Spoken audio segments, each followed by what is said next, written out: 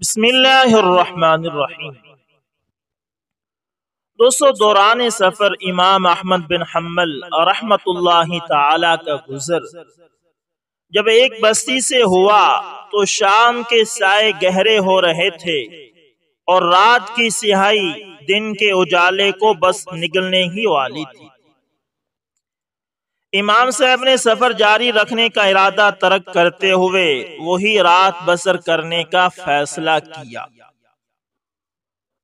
بستی کی چھوٹی سی کچی مسجد میں جا کر پہلے مغرب اور عشاء کی نمازیں ادا کی اور پھر تھوڑی دیر آرام کرنے کے لیے چٹائی پر لیٹ گئے۔ ابھی جاگ ہی رہے تھے کہ بستی کے پہرے دار نے بیرونی دروازے سے جھانک کر دیکھا اور امام صاحب کو صحن میں لیٹا ہوا دیکھ کر اندر آ گیا۔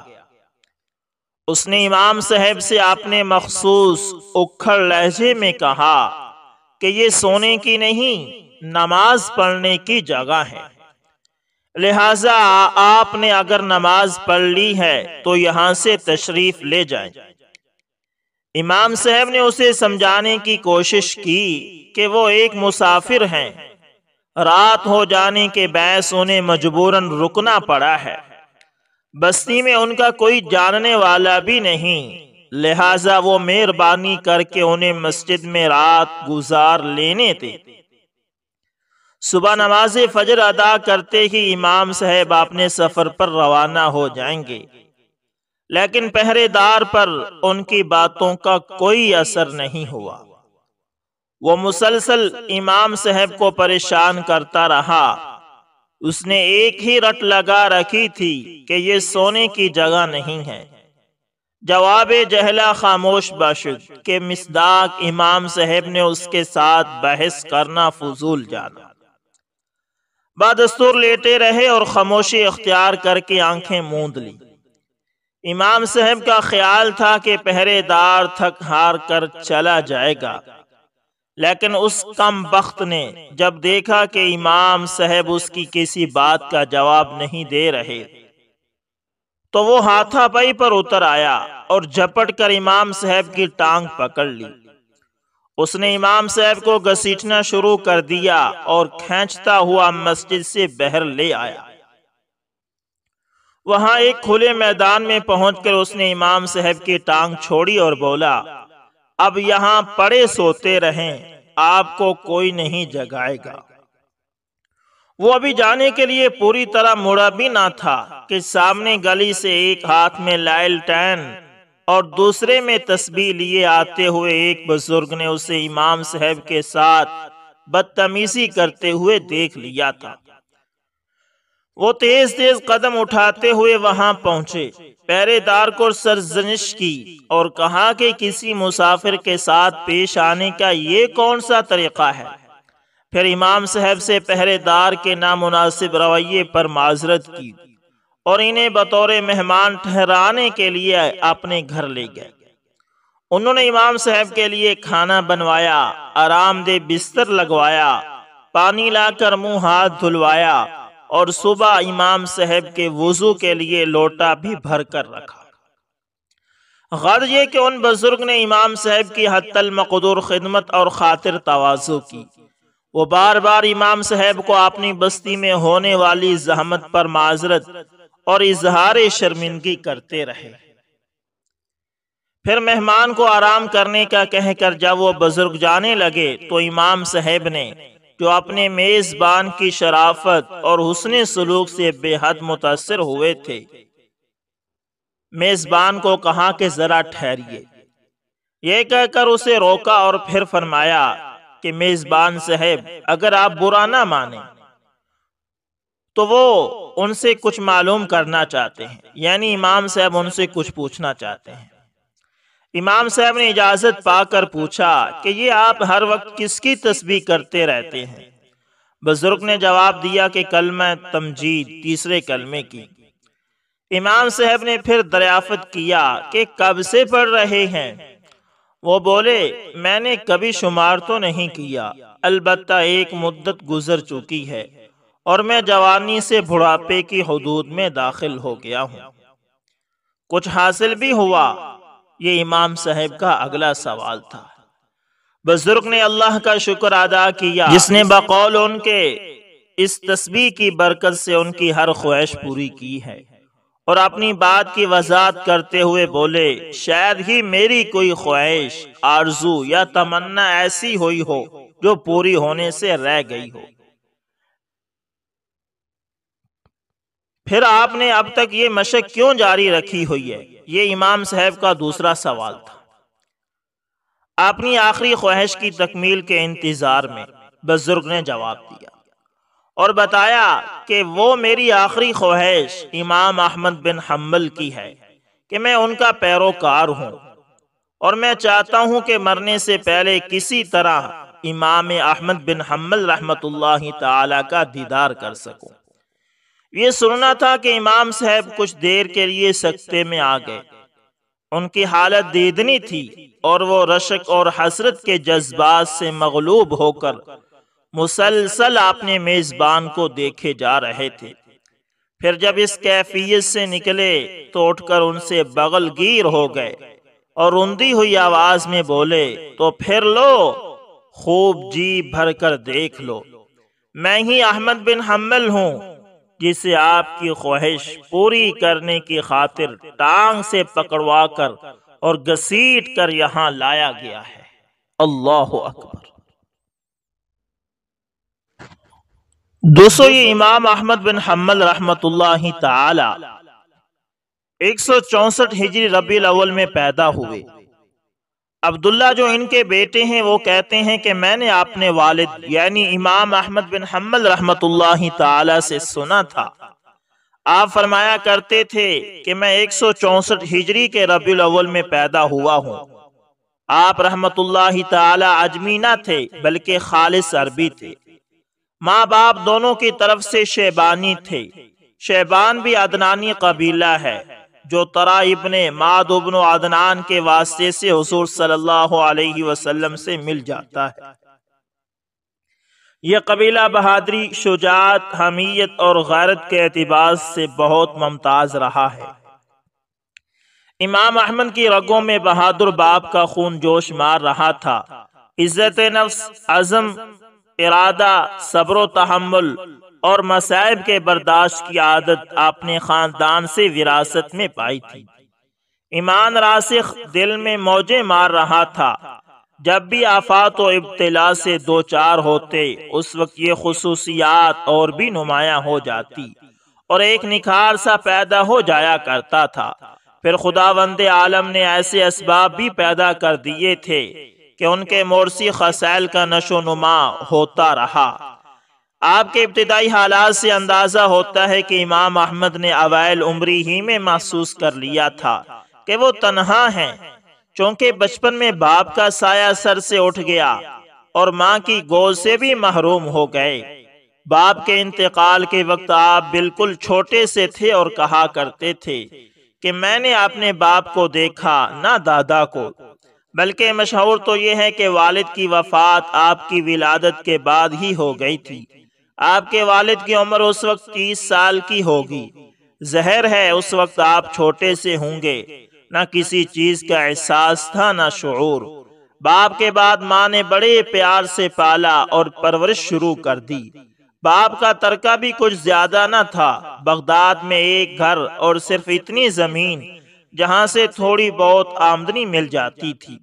امام موصوف کو اللہ تعالیٰ نے یہ 5 صفات ایسی عطا فرمائی تھی جنہوں نے ان کی شخصیت اور سیرت کی تعمیر میں بڑی مدد دی۔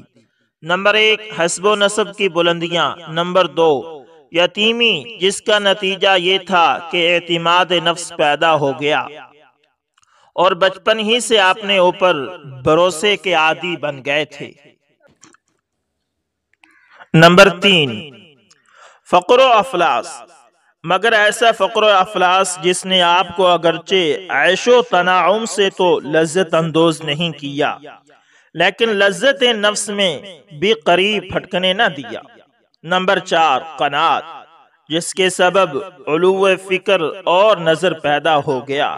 نمبر 5، تقوی، جس کے سبب اللہ تعالیٰ کے علاوہ کسی اور قوت کے سامنے آپ نے سر نہ جھکایا، ان نعمتوں کے علاوہ اللہ تعالیٰ نے ایسی عقل سلیم اور فکر بلند بھی عطا فرما دی جس کے ذریعے آپ نے حقیقت شناسی اختیار کر لی۔ ذاتی صفات میں آپ امام شافعی رحمت اللہ تعالیٰ کے مشابہ تھے۔ اس مسئلے میں آپ کی مثال امام شافعی رحمت اللہ تعالیٰ سے ملتی جلتی نظر آتی ہے۔ اعلیٰ نسبی، یتیمی، فقر، مفلوق الحال، ہمت عالی،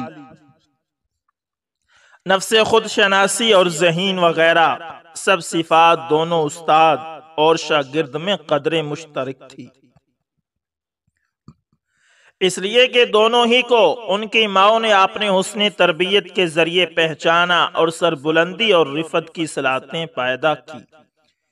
امام احمد بن حنبل رحمت اللہ تعالی کے درس میں چند خصوصیات ایسی تھی جو عوام کے دلوں پر بڑی اثر انداز ہوتی تھی، اور وہ یہ تھی: اول تو آپ کی مجلس درس کی ایک خصوصیت یہ تھی کہ مجلس میں تواضع اور اطمینان نفس کے ساتھ وقار اور سکون کی سی کیفیت طاری رہتی تھی۔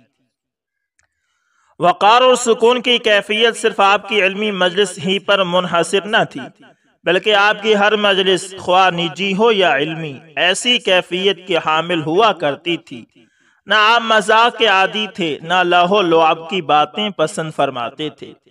جو لوگ آپ کی خدمت میں اکثر آیا کرتے تھے وہ اس امر سے بخوبی واقف تھے، چنانچہ آپ کی موجودگی میں ہنسی اور دل لگی کی باتیں بالکل نہ کی جاتی، خواہ مجلس علم ہو۔ امام احمد کے شیوخ اور اساتذہ کو بھی آپ کی سعادت سے واقفیت تھی اور اس سب کا وہ بھی لحاظ کرتے تھے، چنانچہ بزرگ بھی آپ کی موجودگی میں مزاح کی باتوں سے اجتناب کرتے۔ ابو نعیم بحوالہ خلف بن سالم یہ واقعہ نقل کرتے ہیں کہ ایک بار ہم لوگ یزید بن ہارون کی مجلس میں موجود تھے۔ یزید نے اپنے ان شاگردوں سے جو کہ وہ لکھا رہے تھے کوئی بات ہنسی کی کہہ دی۔ وہاں امام احمد بن حنبل رحمت اللہ تعالی بھی موجود تھے۔ وہ صرف حلق میں کچھ لگنے کی طرح کھنگارے تو یہ دیکھ کر یزید نے اپنی پیشانی پر ہاتھ مارا اور سب سے کہا: کم بختو، تم نے مجھے بتایا کیوں نہ تھا کہ احمد بھی یہاں موجود ہے، بھلا میں بات ہی کیوں کرتا۔ خودداری، بسا اوقات تو آپ اس پر بھی مجبور ہو جاتے کہ مزدوری کے بل بوتے پر پیٹ پالتے، جب جیب خالی ہوتی، اور اس وقت بھی یہ امر آپ پر گراں گزرتا کہ کسی کا عطیہ قبول کر لیں، اور آپ اپنے جسم کو تکلیف پہنچانا گوارا کر لیا کرتے تھے لیکن اپنے ضمیر کو مجروح نہ ہونے دیتے۔ زندگی بھر اسی طرح دن گزارے، آپ نے ہمیشہ اپنا ضمیر آزاد رکھا، خواہ جسمانی تکالیف برداشت کرنا پڑی۔ کسب معاش، اس ماحول میں امام صاحب زندگی گزارتے رہے، زندگی کی سختیاں برداشت کرتے رہے، اسرت و تنگ دستی کا مقابلہ کرتے، مگر عطیات اور تحفہ جات قبول نہ کرتے۔ کسب حلال کا آپ ہر لمحہ اور قدم قدم پر خیال رکھتے تھے کہ جو مال ان کے پاس آ رہا ہے اس میں ذرہ برابر بھی حرام ہونے کا تصور پیدا نہ ہو سکے۔ اگر ذرا سا شبہ بھی ہو جاتا تو فوراً واپس کر دیتے، خواہ اس کی واپسی کے بعد کتنا ہی تنگ دستی اور اسرت سے دو چار کیوں نہ ہونا پڑے۔ لہذا حرام کے مقابلے میں تکالیف کو ترجیح دیتے۔ ایک بار امام موصوف کچھ بیمار ہو گئے تو آپ کے صاحبزادے آپ کی عیادت کے لیے حاضر ہوئے اور عرض کیا: میرے پاس کچھ روپے ہیں جو متوکل نے ہدیہ کے طور پر دیے تھے، کیا میں اس کو خرچ کر سکتا ہوں؟ آپ نے فرمایا: ہاں کر سکتے ہو۔ بیٹے نے عرض کیا: اگر ایسی کوئی رقم آپ کے پاس ہوتی تو آپ بھی اس کو اپنے تصرف میں لے آتے۔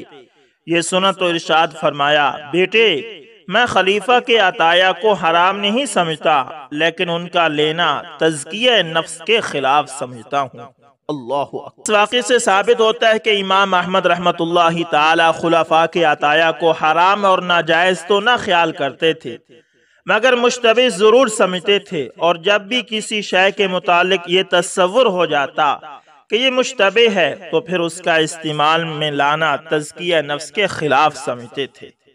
اخلاص، امام احمد بن حنبل رحمت اللہ تعالی میں چوتھی اور ما بہ الامتیاز خصوصیت یہ تھی کہ آپ طلب حقائق میں انتہائی اخلاص سے کام لیتے تھے، اور اس خصوصیت کے سبب آپ اپنے دوسرے معاصرین کے مقابلے میں ممتاز نظر آتے تھے۔ آپ ہر کام میں ایسا خلوص تلاش کرتے جس میں نفس کا کوئی دخل ہی نہ ہو۔ آپ صرف ایسے خلوص کے خواہاں تھے۔ ایک بار آپ حج کو جا رہے تھے، راستے میں ایک جگہ ایک لڑکی کو دیکھا کہ اس کے ہاتھ میں ایک مری ہوئی چڑیا ہے اور وہ اس کو چیر رہی ہے تاکہ کھا لے۔ ابن مبارک ٹھٹک کر رہ گئے، کھڑے ہو گئے اور لڑکی سے دریافت فرمایا کہ یہ کیا کر رہی ہو؟